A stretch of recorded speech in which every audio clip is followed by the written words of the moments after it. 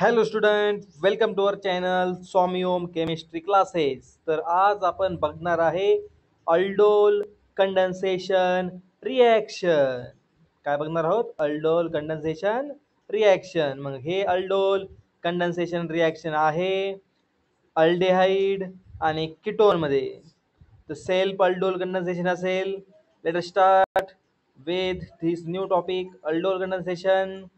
तर माझं नाव आहे Shubham Vasantrao Shinde, assistant professor MIT junior college. And start our beautiful topic आहे. स्टार्ट करूयात अल्डोल कंडेन्सेशन. आता अल्डोल म्हणजे काय, तर नावात आहे ALD म्हणजे अल्डेहाइड आणि OL म्हणजे आपण आयुपॅकमध्ये वापरतो OL साठी, अल्कोहोलसाठी. मग ज्या कंपाऊंडमध्ये हायड्रॉक्सी ग्रुप म्हणजे OH ग्रुप आहे, अल्कोहोलिक ग्रुप आहे, आणि अल्डेहाइडिक किंवा किटोनिक ग्रुप आहे, तो असतो अल्डोल कंपाऊंड. कोणता असतो? अल्डोल. Let us see. आता हे कंडेन्सेशन रिॲक्शन आहे between two molecule of an aldehyde. अल्डेहाइडच्या टू मॉलिक्यूलमध्ये असेल किंवा किटोनच्या टू मॉलिक्यूलमध्ये असेल, आणि हे फॉर्म करतं beta hydroxy aldehyde as a product. काय फॉर्म करतं? Beta hydroxy aldehyde as a product, or beta hydroxyketone is as a product. That is aldol condensation reaction. जर बघितलं आपण, aldol condensation is possible only when carbonyl compound contains at least one alpha hydrogen atom. बघा, aldol condensation reaction केव्हा possible आहे? At least one alpha hydrogen atom पाहिजे. आता तुम्ही म्हणत असाल सर अल्फा हायड्रोजन ॲटम म्हणजे काय? तर बघा, अल्फा हायड्रोजन ॲटम म्हणजे असे हायड्रोजन की जे अल्फा कार्बनला आहेत. आता अल्फा कार्बन म्हणजे काय? अल्डेहाइडिक कार्बोनिल कार्बनच्या शेजारचा जो कार्बन असेल तो असतो अल्फा कार्बन. कोणता असतो? Alpha carbon. मग अशा अल्फा कार्बनला कमीत कमी म्हणजे एक हायड्रोजन ग्रुप पाहिजे, एक हायड्रोजन अटॅच पाहिजे. That is main condition. Late us see the reaction जर बघितली आपण, अल्डोल रिॲक्शन, आपण दोन मॉलिक्युल्स घेतले ॲसिटाल्डिहाइडचे. ॲसिटाल्डिहाइड काय आहे? अल्डिहाइड आहे. दोन मॉलिक्यूल घेतले ॲसिटाल्डिहाइडचे, त्याच्यावर आपण OH ने अटॅक केला आणि H2 आपण टाकून दिलं. तर काय फॉर्म होतंय? नवीन कार्बन कार्बन बॉन्ड फॉर्म होतोय. आणि ह्यामध्ये पाहिलं आपण तर CH3COH HCH2CHO म्हणजे अल्फा हायड्रोजनच्या बाजूला काय बीटा कार्बन असतो, अल्फा कार्बन शेजारून असतो बीटा कार्बन असतो.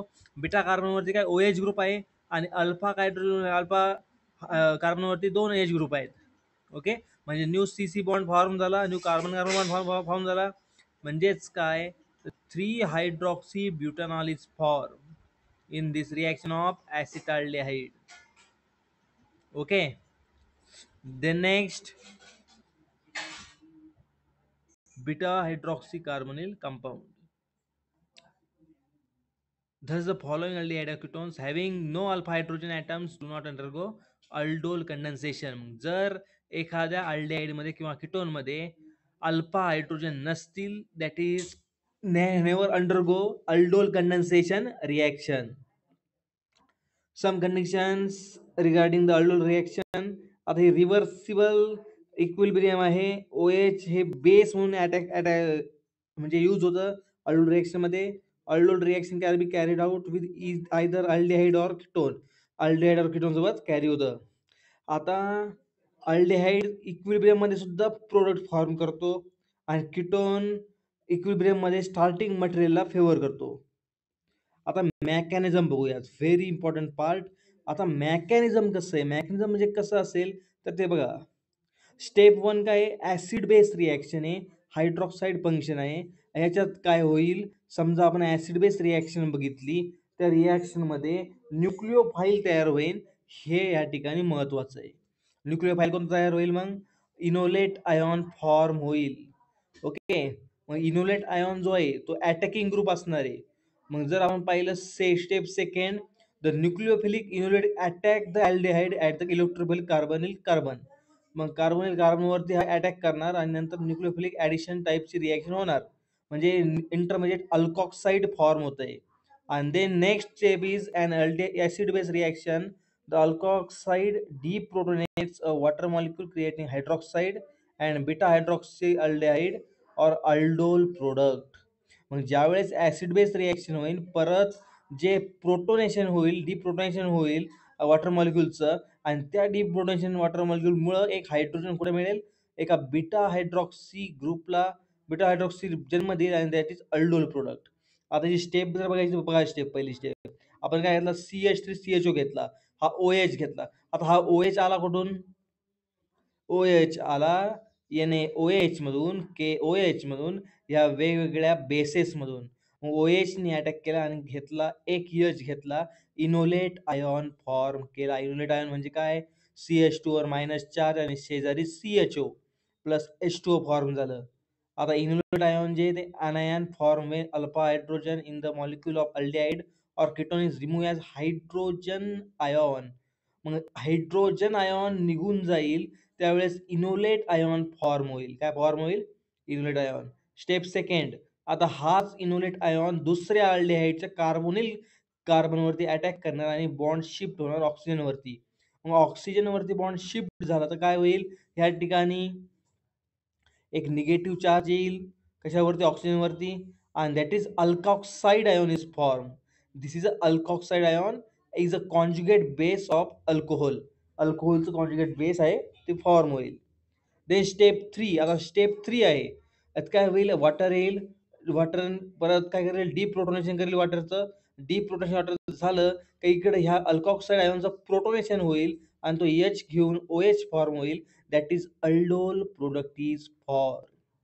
3 मेन स्टेप आहे. पहिल्या स्टेपमध्ये काय झालं परत लक्ष द्या पहिल्या स्टेपमध्ये इनोलेट आयॉन फॉर्म झाला दुसऱ्या स्टेपमध्ये इनोलेट आयॉनने अल्डिहाइडवर अटॅक केला तिसऱ्या स्टेपमध्ये प्रोटोनेशन झालं कशाचं ऑक्सिजनचं अल्कॉक्साइड आयॉनचं कन्व्हर्जन झालं अल्डोल प्रोडक्टमध्ये.